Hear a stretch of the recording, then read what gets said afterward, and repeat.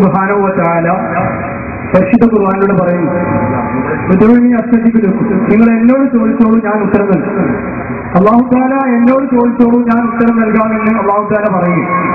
അപ്പോ ഇവിടെ മുജാഹിദും അതായത് യഥാർത്ഥ മുസ്ലിങ്ങൾക്ക് ഇടയിലുള്ള യഥാർത്ഥ പ്രശ്നത്തിന്റെ കാര്യം തൗഹീദാണ്.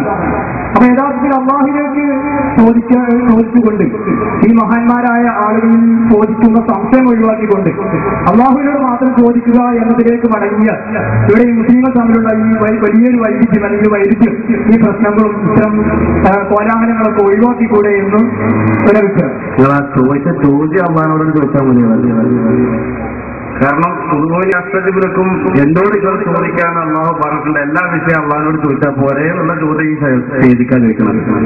അപ്പൊ ആ ചോദ്യത്തിൽ തന്നെ ആകണ വീഡിയോത്തിൽ കുറ്റിനാട്ടിക്കാരുടെ ശൈലിയിലാണ് അദ്ദേഹത്തിന്റെ ചോദ്യം തന്നെ.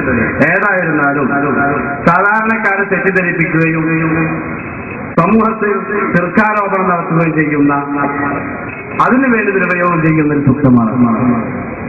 യഥാർത്ഥത്തിൽ ഉദുഉനി അസ്തജിബ് ലക്കും എന്താണ് വിഷയം? എന്നോട് നിങ്ങൾ ചോദിക്കുക, അള്ളാഹുവോട് ചോദിക്കുക. ഇതിൽ ആർക്കും തർക്കമല്ല. അള്ളാഹുവോട് മാത്രമേ ചോദിക്കാവൂ. ഇയ്യാക നഅ്ബുദു വ ഇയ്യാക നസ്തഈൻ. എല്ലാ വിഷയങ്ങളിലും ചോദിക്കേണ്ടത് അർപ്പിക്കേണ്ടത് അള്ളാഹുവോട് തന്നെയാണ്. ആ ആയത്തിനെ വിശദീകരിച്ചുകൊണ്ട് എല്ലാവരും പറഞ്ഞു ഫിൽ ഉമൂരി കുല്ലിഹാ, മുഴുവൻ വിഷയങ്ങളിലും. അവിടെ മുജാഹിദാണ്, വഹാബി പ്രസ്ഥാനമാണ്, അതുപോലെ മൗദൂദി പ്രസ്ഥാനമാണ്. അവിടെ അഭൗതികം ഭൗതികം എന്നൊക്കെ പറഞ്ഞ് പുകമറ സൃഷ്ടിച്ചുകൊണ്ട് സാധാരണക്കാരെ കഴിവിൽപ്പെട്ട് ഓരോട് ചോദിക്കാം, ബാക്കി അള്ളാഹിനോടും.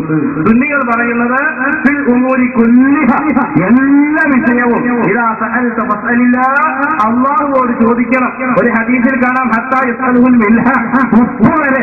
അതുപോലെ ചെരുപ്പിന്റെ വാററ്റാൻ പോലും അള്ളാഹുവോട് ചോദിക്കേണ്ടത്. കാരണം അൽഹംദുലില്ലാഹി റബ്ബിൽ ആലമീൻ, ഈ പ്രപഞ്ചത്തെ നിയന്ത്രിക്കുന്നവൻ അല്ലാഹുവാണ്, എല്ലാം നൽകുന്നവൻ അല്ലാഹുവാണ്. പക്ഷേ എല്ലാം അള്ളാഹുവോട് ചോദിക്കുന്നതോടൊപ്പം അതിന്റെ കാരണവുമായി ബന്ധപ്പെടണം.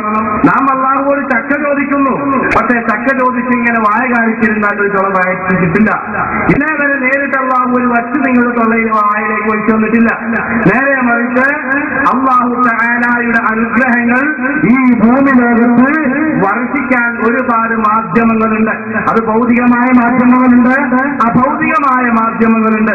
നമുക്കറിയാമല്ലോ, സാധാരണയായി നാം ഒരാളോട് 10 രൂപ ചോദിക്കുകയാണെങ്കിൽ ഈ 10 രൂപ അല്ലാഹുവിന്റെ അനുഗ്രഹത്തിൽ നിന്നാണ് നാം ചോദിക്കുന്നത്. അതുപോലെ തന്നെ നാം രാവിലെ സമീപിക്കുന്നുണ്ടെങ്കിൽ ഭൗതികമായ മാർഗമാണ്. അടയ്ക്കയ്ക്ക് കൗങ്ങിനെ സമീപിക്കുന്നുണ്ടെങ്കിൽ അള്ളാഹുവിന്റെ അനുഗ്രഹമാണ്. ആ സമീപനത്തിലൂടെ അള്ളാഹുവിന്റെ അനുഗ്രഹത്തെ നാം ആർജിച്ചെടുക്കുന്നു എന്ന് മാത്രം. അപ്പൊ പറഞ്ഞു വന്നത്, എല്ലാ സഹായവും അള്ളാഹുവോട് മാത്രമേ ചോദിക്കുന്നുള്ളൂ. എല്ലാ സഹായവും അള്ളാഹുവോട് മാത്രം ചോദിക്കുന്നു. കസീറിലും എല്ലാ സ്ഥലത്തും ഇത് കാണാം. പക്ഷേ നാം അതിന്റെ കാരണവുമായി ബന്ധപ്പെടുന്നു. ഈ കാരണവുമായി ബന്ധപ്പെടുന്നത് ഭൗതികമായ രൂപത്തിലുണ്ട്, അഭൗതികമായ രൂപത്തിലുണ്ട്.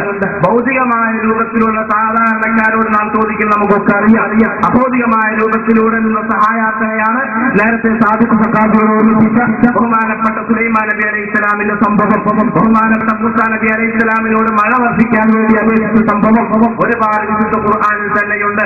ചുരുക്കി പറഞ്ഞാൽ അഭൗതികമായ മാർഗത്തിലൂടെയുള്ള സമീപനം അല്ലാഹുവോടുള്ള സമീപനം തന്നെയാണ്.